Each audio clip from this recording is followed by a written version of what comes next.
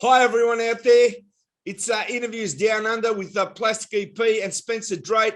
How are you today, Spencer? And can you introduce our fantastic guest? Oh, yeah, this is a special, very special show for me. And let me tell you a little bit of the intro here. I was watching Turner Classic Movie Channel, which I always do, being a movie entrepreneur or whatever you want to call it. So I see on there an advertisement for an incredible book coming out called Rock on Film by Fred Goodman. So I said to myself, wow, this is incredible, because in my life, years ago, Fred was writing an article in Billboard about Joan Jett's new album coming out, and that's where it clicks to me about Fred. And then I looked on my email and I saw I had an email for Fred, which really shocked me even more. I was so happy about that. I said, well, maybe we get the show together, because in my life, I've introduced so many in the area of the music doc film area since 2010 on my radio show and now New HD show and with Plastic. So this is a big thing. And I said, this would be a great tie-in in my life. And I thought people would want to know about this book that just came out. And we're privileged to have Fred Goodman on here, who has been a past editor in Rolling Stone magazine and author of many music books. So Fred, let's start off by telling us about, first of all, the concept of the book. How did this come to you and how did it connect? Well, I've been thinking about the fact that there hasn't been a guide to rock and roll movies in a very long time. I mean, the last one that I know of was Marshall Crenshaw's book, and that was about 25 or 30 years ago. And it's, very difficult to find. They're not in print. And I thought, wow, there's been so many great movies since then. We should do an update. So I approached the people at Turner Classic Movies because, as you know, Spencer, they do a really nice series of books here in the States. And I thought that they would be the right partner, and they were. Because of them, we were able to get a lot of great art into the book. There's over 150 posters and photos in the book, and I'm sure you can speak to what it looks like, from your professional vantage. Oh, it's a beautiful book. And, myself and my partner, Judith Salvitz, authored two major movie poster books, the independent movie poster book with Abrams and the very big 1,500 movie Art of the Modern movie poster book with Judith, me, and our friend Sam Sarwitz from Poster Toddy for Chronicle books.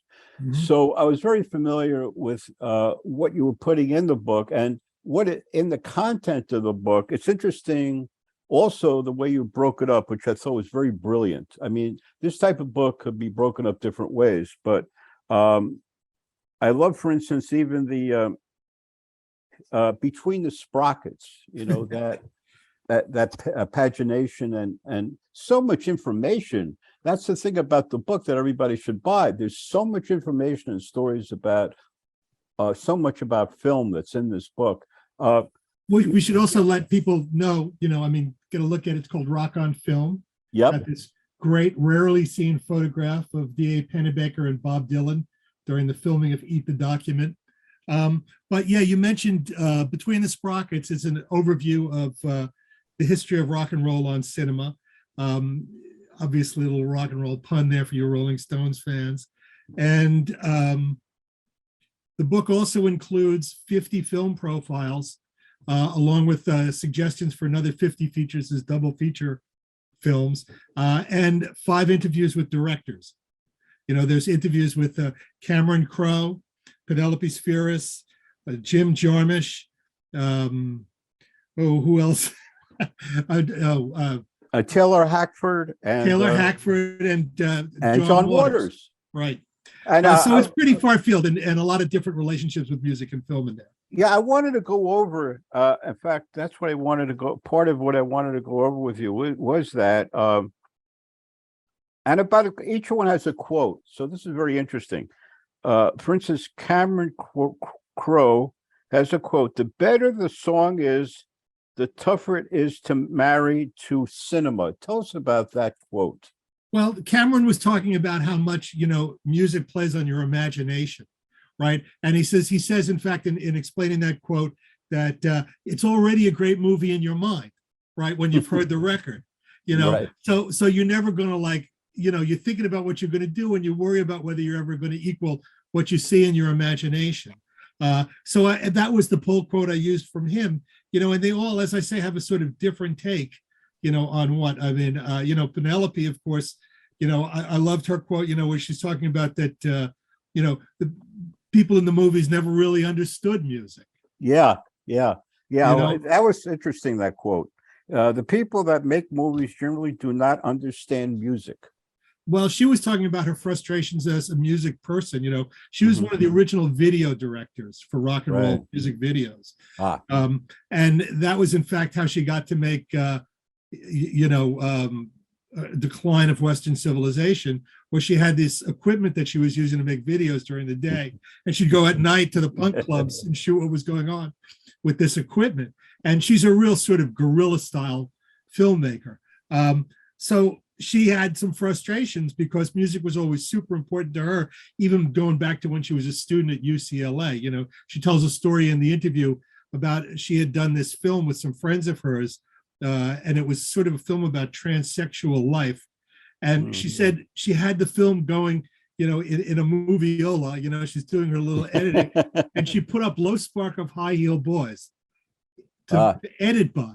And she said, it was like the skies opened, suddenly, like she saw how music could really make what your image looked like so much clearer to a viewer.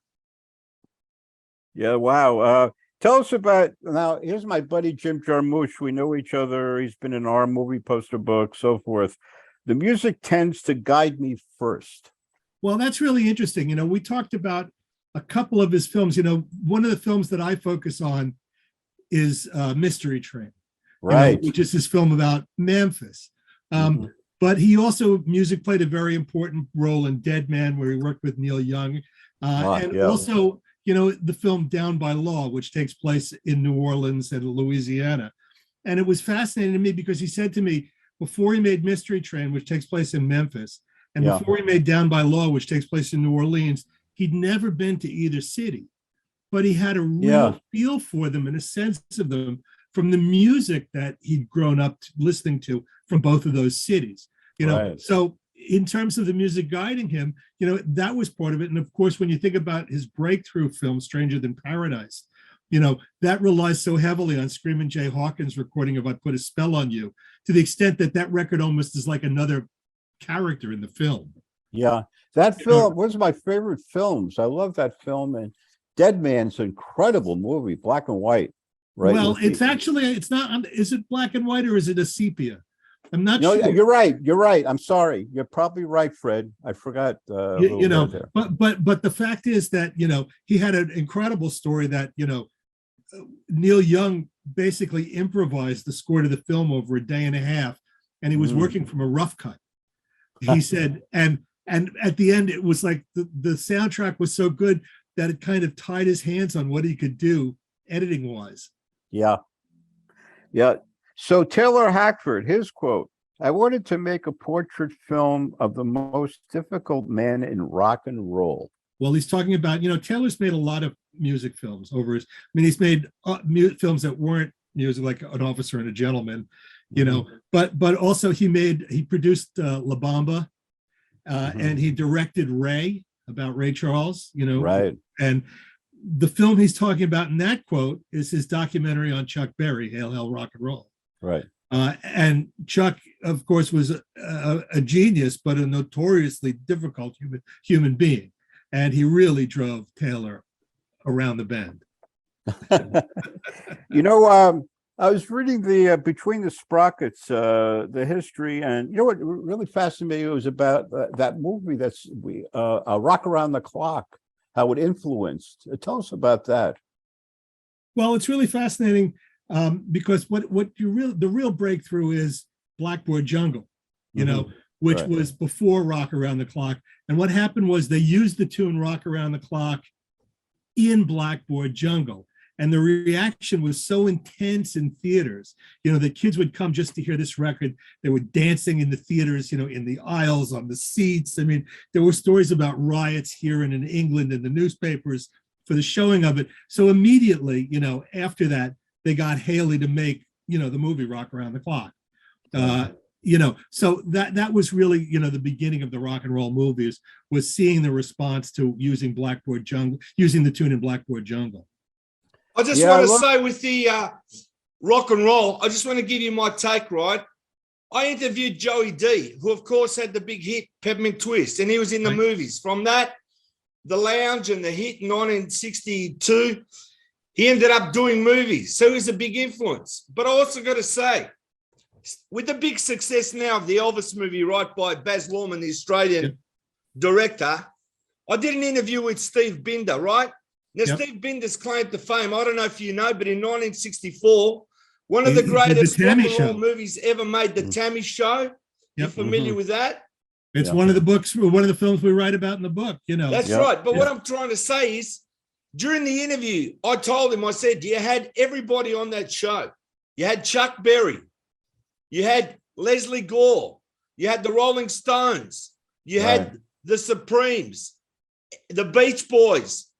As I said, it went forever. And he said to me, do you know who the most popular act was? And I said, the Rolling Stones. He goes, no, Leslie Gore. And then here's the same thing in 1968 when he brings Elvis, who'd never done a live show until 1968, the comeback special, right? And brought him back again, right? And regurgitated Elvis's live career. What I'm trying to say is Steve Binder was such a big influence because at that time in 1964, they said The Girl Can't Help It and The Tammy Show were two of the greatest rock and roll movies ever made. Well, I agree with you. I mean, this, and certainly as far as concert films go, it's an enormously successful, enormously important, and a wonderful film to watch.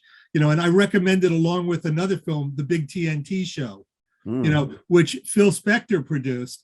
And was shot in a similar format, and it includes people who aren't on the Tammy Show. It's a great lineup with the people who aren't on it. It's got Donovan and the Byrds and Ray Charles and Ike and Tina Turner and a very weird version of of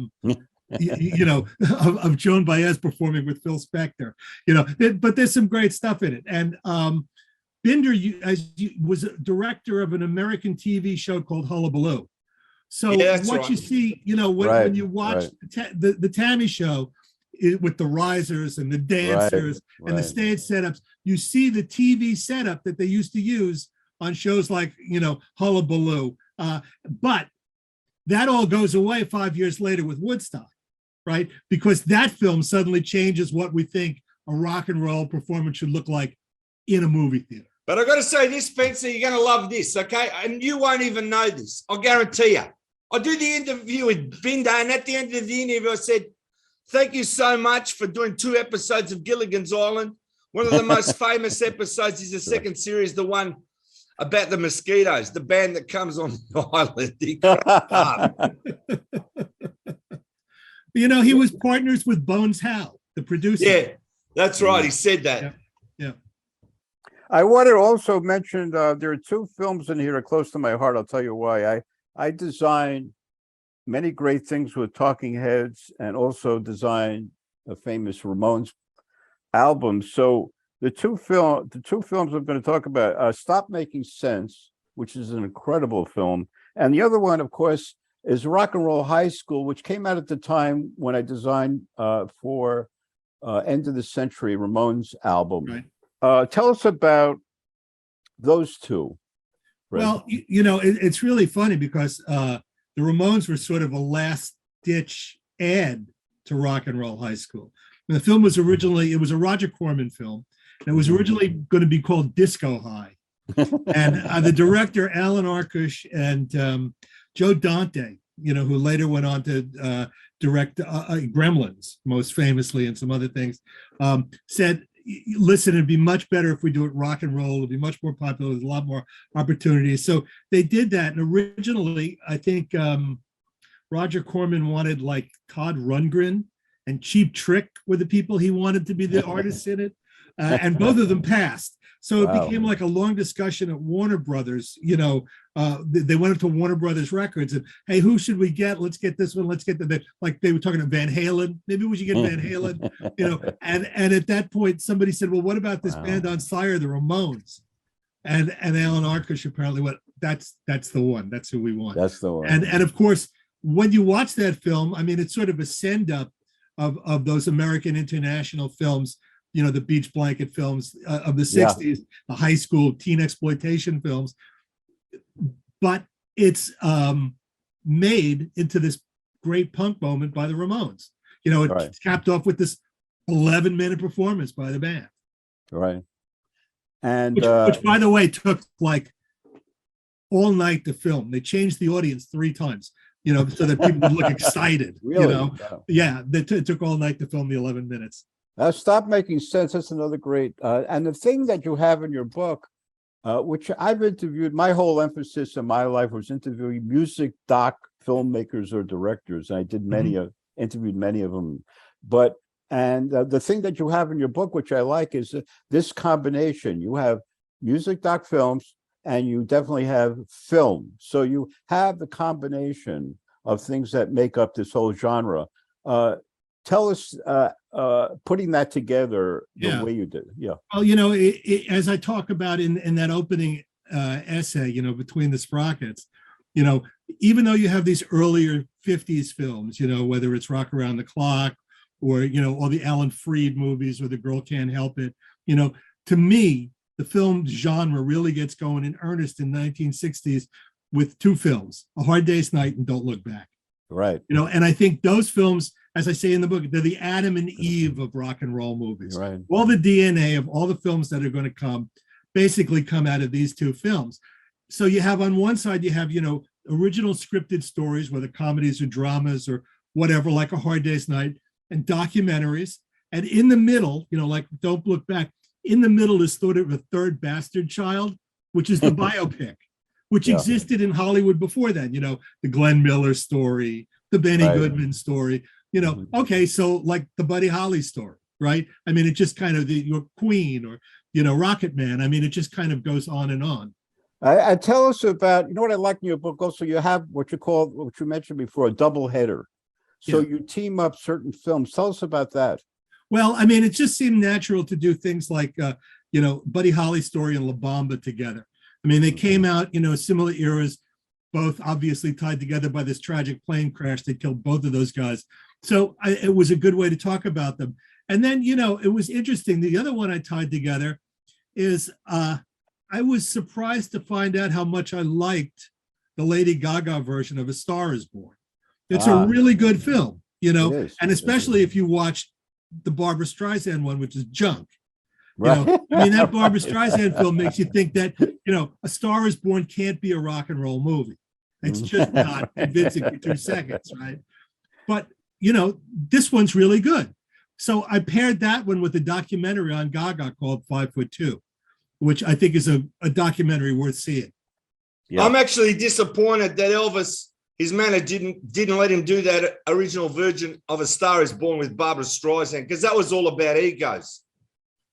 Well, I can't imagine that Barbra Streisand would have been really happy with Elvis Presley. I mean, the part's underwritten, that Chris Christopherson does. He's probably he's the best thing in the film. He's trying to save it, and it's just, there's not enough meat on the bones, of that character for him to do anything. I mean, it's just a star turn and it's a lost cause. That's my opinion. Yeah, I also, in the beginning, you also write about one of my favorite films, A Face in the Crowd, by Elia Kazan. Tell us about that one. It's a great film. Well, I mentioned it. Yes, it is a great film. And I mentioned A Face in the Crowd, along with, the film about Woody Guthrie. Yes. Because basically I'm talking about the fact that, these rock and roll stories go, the sort of populist rise of a hero stories, whether you're talking about something like Tommy, the rise and fall stories that we see a lot, that there's 2 ways to go. There's either, the sort of man of simple dirt, or the guy who rises and falls. And so I talked about those two as sort of archetypical films that got seized by people who made rock and roll movies later. Mm-hmm. And of course, we got to talk about Woodstock. Right? What would you like to talk about? I don't know. How do you feel about the making of that film? Your own opinion. Well, it's a fascinating story. I mean, nobody wanted to make the movie, except for, the director who ultimately made it. I mean, all the studios passed on it, because things like Festival, films like that were slow earners. Even Monterey Pop, wasn't, an earner, even though it's a beautiful film. So he got together $150,000, and got his equipment and promised everybody double pay if they sold the film. And, it actually, when they made a deal with Warner Brothers, it wound up bailing out Warner Brothers Film, supposedly. The company was supposedly in dire straits at the time that they made their distribution deal for the film. So it's an unexpected thing. And it then launched, of course, all these imitators. After that, nobody wanted to film Woodstock, but after that, people wanted to have festivals just so they could film them. Right. And it set people to thinking about, how movies can be used as promotional vehicles for careers. I mean, I think that's really the first time that you're really looking at it and going, wow, this has big impact. Yeah. Also, the film The Last Waltz, one of my favorites, actually. Well, that's really a beautiful film. And that's it's interesting, that's directed by Martin Scorsese, who was a cameraman and an assistant director and did some of the editing for Woodstock, and when he did The Last Waltz, he went in a completely different direction. You'll notice there's no audience shots. Right. There's no multi-screen. Yep. He shot it in 35 millimeter. Mm-hmm. I mean, it's really, a huge and beautiful gels and stagecraft and this stuff. And it's like, when you look at it, it's the most beautiful looking, performance film still. It is. It is. So gorgeous. And it's kind of amazing. He did it off the cuff. He was making New York with Liza Minnelli at the time, which was his big project. Right. And this was sort of a diversion. And now, of course, all these years later, nobody watches New York. It's considered sort of a rare Scorsese bust, and yet here's this film that was just sort of like a throwaway that's been so instrumental. And look at all the music films he's gone on to do since then. I mean, some of them, I love the Rolling Thunder Review film he did with Dylan. Yes, a lot of other people, like the first documentary he did with Dylan as well. And I'm not as crazy about the Rolling Stones documentary that he did, or the George Harrison one feels like work for hire, but It's competent work for hire. Right. It's well done. There's nothing to be ashamed of. It just doesn't have the passion of these other films or his documentaries about Italian or American cinema. Right. The other thing was which I gravitated to, the poster for Some Kind of Monster, which I forgot who the photographer was.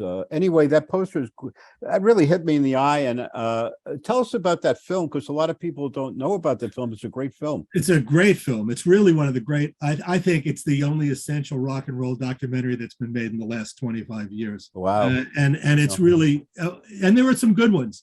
I mean, I also like, I didn't write about it at length. I mentioned it in the book. There's the Nationals film, Mistaken for Strangers, which is really good. The Wilco film is very good. The Mavis Staple film. I mean, there are documentaries, don't get me wrong. I'm not putting down the other ones. But this is a film that really goes beyond the usual sort of crisis moment of is the record going to work? Is the tour going to fall apart? Oh, these guys don't like each other. I mean, this tells the story of the band almost collapsing and the lives of these guys just kind of going into limbo for a year and a half. And it's really an intimate look at what being in this band is like. Yeah. And I'm really kind of shocked when I watch it. You don't know what's left on the cutting room floor, but I don't think these guys ever thought they were going to do anything that revealing when they started. I'm going to ask you about that right now. Unusual films. Well, there are some dark horses, in this book. And one of the nice things in doing this project is, well, you have to write about, the Woodstocks and the Don't Look Backs and, Stop Making Sense in these films that, people are relatively familiar with, it's also a chance to bring out films that people may not know. And I recommend that people, if they don't know, check out a film called Ladies and Gentlemen, The Fabulous Stains, which is a fantastic film that was directed by Lou Adler and features a 15-year-old Diane Lane as a would-be punk star trying to break out of Pennsylvania, and has a tremendous soundtrack done by members of the Sex Pistols and the Clash, who appear on screen as a backup band. Okay, so it's a really fantastic film.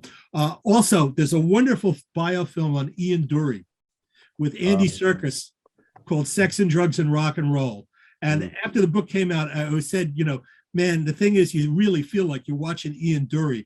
And I heard from somebody whose brother had been Ian Dury's roadie and said to me, it's absolutely true. My brother was convinced he was watching Ian Dury. Unbelievable. So it's a wonderful film. There's also a documentary by Julian Temple of a band that Americans won't know, Dr. Feelgood, or most Americans won't know, called Oil City Confidential, which is a fantastic rock and roll documentary. So these are things that, if you're looking for something unusual to watch, are recommended in the book, and I think they're great watches. Now, Fred, I've got to ask you about your book. If you'd be kind enough to hold up your book one more time and tell everybody where they can purchase the book and all your links. It's Rock on Film, published by Running Press, TCM Books, and you can get it online at Amazon, at your favorite bookstore. Easy to order, easy to get. It's out there globally. And by the way, if you watch Turner Movie Channel, you'll see it every day now, which I'm very happy thank for them you. for that. That's right. I'm happy for you, Fred. Very happy for you. It's a brilliant book. And I'm glad we have you on. Thank you for being on, because we want the people out there in the world to know about it. Well, we want to thank you so much for being on the show, Fred. It's been our honor. Thank you, Spencer, for organizing that. Great job. Keep watching Interviews Down Under.